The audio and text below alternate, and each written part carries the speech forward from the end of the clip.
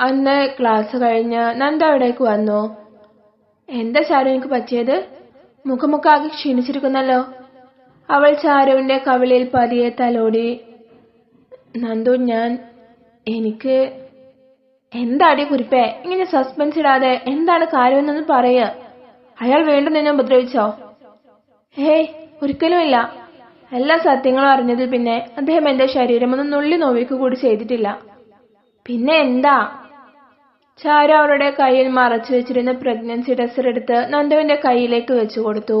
അത് കണ്ടതോടെ അവളുടെ മുഖഭാവം മാറി, കണ്ണുകൾ നിറഞ്ഞു. ഈശ്വര! അവൾ തലയിൽ കൈവച്ചുകൊണ്ട് അതിലേക്ക് തന്നെ നോക്കി അവിടെ ഇരുന്നു. നീ എന്തിനാ കരയുന്നേ?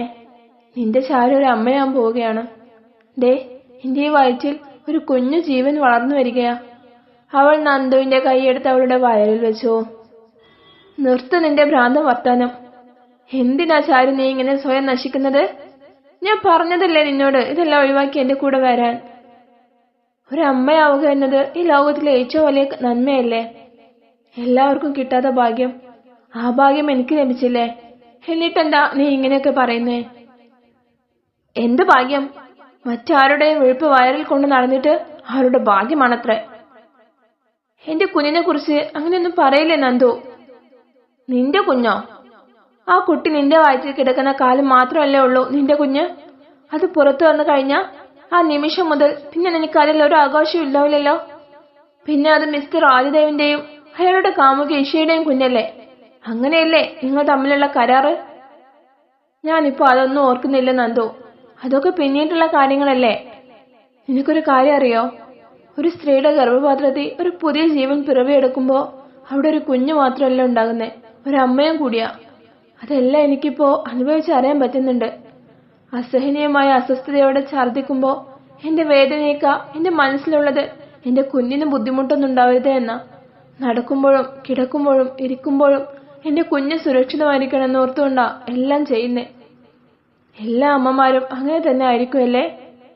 ആ, എനിക്കറിയില്ല. അവളുടെ നിഷ്കളങ്കമായ സംസാരം നന്ദുവിനെ തളർത്തുകയായിരുന്നു. ഛർദിയും വയ്യായികയൊക്കെ ഉണ്ടോ നിനക്ക്? ഉണ്ടോന്നോ? കൂടുതലാ. ഒന്നും കഴിക്കാൻ വയ്യ. ഭക്ഷണത്തിന്റെ ഗന്ധം മൂക്കി വന്ന് പതിക്കുമ്പോ തന്നെ മനം പുരട്ടി തുടങ്ങും. പിന്നെ എന്തെങ്കിലും വായിലേക്ക് കൊണ്ടുപോയാൽ അത് ഛർദിക്കുകയും ചെയ്യും. പിന്നെ ശരീരവേദന, തലകറക്കം, ക്ഷീണം, അങ്ങനെ എല്ലാം ഉണ്ട്. ഈ വേദനയെല്ലാം സഹിച്ചിട്ട് അവസാനം നിനക്ക് എന്താ കിട്ടുക ചാരു? കുഞ്ഞിനുള്ള പാൽ നിറഞ്ഞു നിൽക്കുന്ന മാറും തൂങ്ങിയ വയറും കുറെ സ്ട്രെച്ച് മാർക്കുകളും മാത്രം അവശേഷിക്കും. അങ്ങനെ പറഞ്ഞുകൊണ്ടിരിക്കുന്ന നന്ദുവിന്റെ വാ ചാരു കൈകൊണ്ട് നീട്ടിപ്പൊത്തി. അതൊന്നും ഇപ്പൊ എന്നോട് പറയില്ലേ നന്ദു. എനിക്കൊരല്പ സമാധാനത്തിന് വേണ്ടിയാ ഞാൻ നിന്നെ ഇവിടേക്ക് വിളിച്ചത്. എന്നിട്ട് നീ എന്റെ ഉള്ള സമാധാനം കൂടെ കളയല്ലേ. ഇല്ല, ഞാൻ ഇനി ഒന്നും പറയുന്നില്ല. ഇനി ആരൊക്കെ എന്തൊക്കെ പറഞ്ഞാലോ നീ ഇതിൽ നിന്നും പിന്മാറാൻ പോകുന്നില്ല എന്ന് എനിക്ക് മനസ്സിലായി. ചാരു, നിന്നെ ഇവിടെ ആരെങ്കിലും നോക്കുന്നുണ്ടോടി? ഛർദിക്കുന്നുണ്ടെന്നും പറഞ്ഞ് ഒന്നും കഴിക്കാതിരിക്കുകയാണോ? ഏയ് അല്ല. നിനക്കറിയോ, ഇന്ന് രാവിലെ ഞാൻ ഛർദിച്ച ആവശ്യമായി എനിക്ക് ഭക്ഷണമൊന്നും വേണ്ടെന്ന് പറഞ്ഞ് കിടന്നപ്പോ അദ്ദേഹം എന്നെ നിർബന്ധിച്ച് എഴുന്നേൽപ്പിച്ച് ബ്രേക്ക്ഫാസ്റ്റ് എനിക്ക് ദയവേട്ടം വാരി തരികയാ ചെയ്തത്.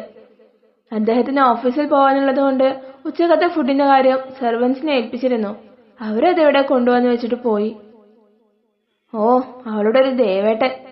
അത് നിന്നോടുള്ള സ്നേഹവും അനുകമ്പയും കൊണ്ടൊന്നും ആയിരിക്കില്ല. നിന്റെ വയറ്റിൽ കിടക്കുന്ന അയാളുടെ കുഞ്ഞിനെ അയാൾക്ക് സുരക്ഷിതമായിട്ട് കിട്ടണം, അതിനു വേണ്ടിയാ. അതിരിക്കട്ടെ, എന്നിട്ട് നീ ലഞ്ച് കഴിച്ചോ? ഇല്ല, കഴിക്കാനായി ഞാൻ അതിന്റെ മഴ തുറന്നപ്പോഴേ എനിക്ക് മനം പുരട്ടി തുടങ്ങി. അപ്പോ തന്നെ ഞാൻ അത് അവിടെ മൂടി വെച്ചു. അങ്ങനെ ആയാലും എങ്ങനെയാ ചാരു? ഇങ്ങനെ ഛർദിക്കുന്നിടത്ത് നീ ഭക്ഷണം കൂടി കഴിക്കാതിരുന്ന എന്തായിരിക്കും അവസ്ഥ? മാളിയേക്കൽ തറവാടിന്റെ അനന്തരാവകാശ ഗർഭം ചുമക്കുന്ന നിന്നെ നോക്കാൻ ഈ വീട്ടിൽ വേറെ ആരും ഇല്ലേ? ഇവിടെ എല്ലാവർക്കും ഓരോ തിരക്കുകളല്ലേ നന്ദു. അവർക്കൊക്കെ ഈ കുഞ്ഞു വരാൻ പോകുന്നത് വളരെ സന്തോഷമാണ്. നിനക്ക് പിന്നെ ഒരാളെ കുറിച്ചും കുറ്റം പറയാനുണ്ടാവില്ലല്ലോ. നന്ദു പിറുപിറുത്തോണ്ട് ടേബിളിലിരിക്കുന്ന ഭക്ഷണമെടുത്ത് അതിൽ നിന്നും ഒരു പിടിയെടുത്ത് അവൾക്ക് നേരെ നീട്ടി. അയ്യോ, എനിക്ക് വേണ്ട. ഞാൻ ഇത് കഴിച്ച ഇപ്പൊ ഇവിടെ ഛർദിക്കും. ആ, ഛർദിച്ചോട്ടെ. കഴിച്ച് ഛർദിച്ച പ്രശ്നം ഉണ്ടാവില്ല. നന്ദു അവൾക്ക് ഭക്ഷണം വാരിക്കൊടുത്തുകൊണ്ടിരിക്കുന്നതിനിടയിലാണ് ദേവ അവിടേക്ക് വന്നത്. ഹാ, ആരിത്? എന്താ അവിടെ പരിപാടി?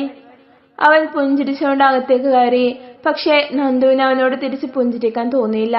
അവൾ അവനെ മൈൻഡ് ചെയ്യാതെ ചാരുവിന് ഭക്ഷണം വാരി കൊടുത്തോണ്ടിരുന്നു.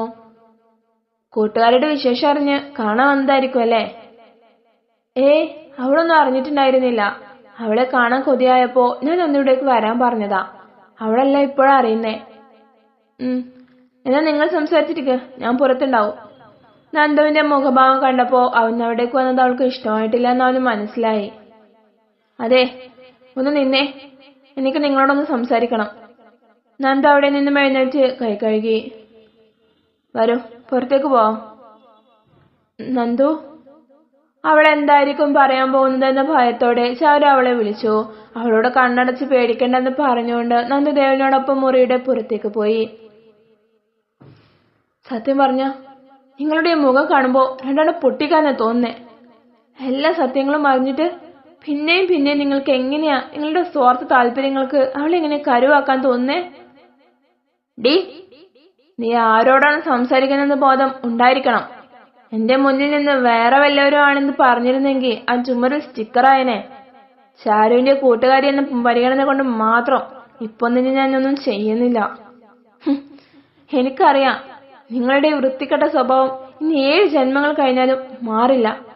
പണത്തിന്റെ അഹങ്കാരവും പണം കൊണ്ടെല്ലാം നേടാമെന്നുള്ള അഹമ്മതിയും നിങ്ങളുടെ രക്തത്തിൽ അലിഞ്ഞു ചേർന്നിട്ടുണ്ട്.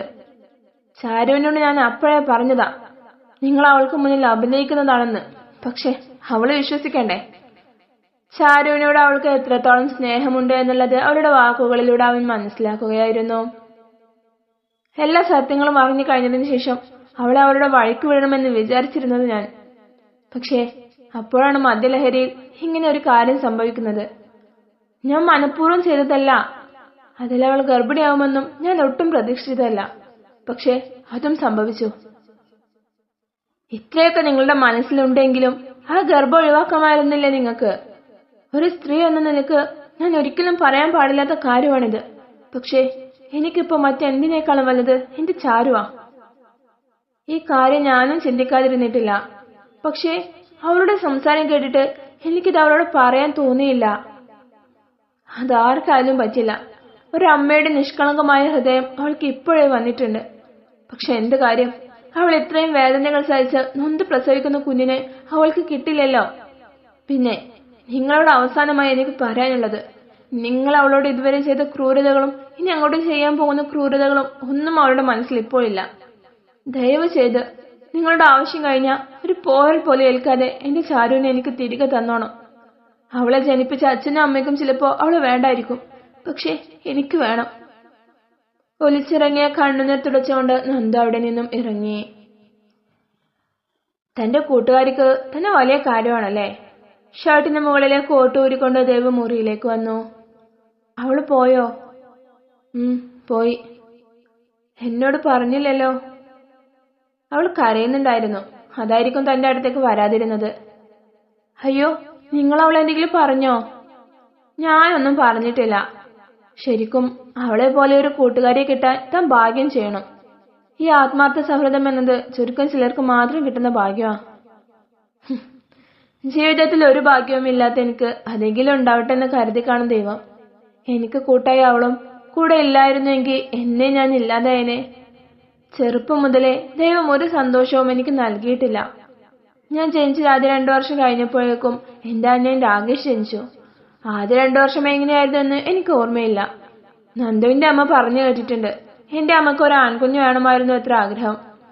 ഈ പെണ്ണിന് തന്നതിന് പകരം ദൈവം എനിക്കൊരു ആൺകുഞ്ഞിനെ തന്നിരുന്നെങ്കിലെന്ന് അവർ എപ്പോഴും പറയുമായിരുന്നത്രേ. അവൻ ജനിച്ചതിൽ പിന്നെ എന്റെ അമ്മയുടെ ഒരു തരി സ്നേഹം പോലും എനിക്ക് കിട്ടിയിട്ടില്ല. ആൺമക്കളെ കൊണ്ടല്ലേ ഉപകാരം ഉണ്ടാവുകയുള്ളൂ എന്ന ചിന്തയായിരുന്നു അവർക്ക്. അവർ ഒരു പെണ്ണാണെന്നുള്ള കാര്യം പോലും അവർ മറന്നുപോയി.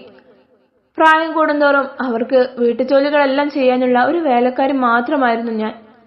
സാമ്പത്തികമായ പുറകിലായിരുന്നുവെങ്കിലും വിശേഷ ദിവസങ്ങളിലൊക്കെ അവൻ എവിടെന്നെങ്കിലും പൈസ ഒപ്പിച്ച് അവർ പുതിയ ഡ്രസ്സ് രാകേഷിന് എടുത്തു കൊടുക്കും. അന്നും ഞാൻ പഴയതിടണം. ആദ്യമൊക്കെ ഒരുപാട് കരവായിരുന്നു. പിന്നെ എനിക്കത് ശീലമായി. എന്റെ അച്ഛനെ എന്നെ ഇഷ്ടമായിരുന്നു. പക്ഷേ എന്നെ സ്നേഹിക്കാൻ എനിക്കെന്തെങ്കിലും വാങ്ങിത്തരാനോ അച്ഛനെ ആ സ്ത്രീ സമ്മതിക്കുമായിരുന്നില്ല. അച്ഛനെ അവരുടെ താളത്തിൽ നിന്ന് തുള്ളുന്നൊരു പാവയാക്കി മാറ്റിയിട്ടുണ്ടായിരുന്നു അവര്. അപ്പോ നീ ശരിക്കും അവരുടെ മകളല്ലേ? തുടരും.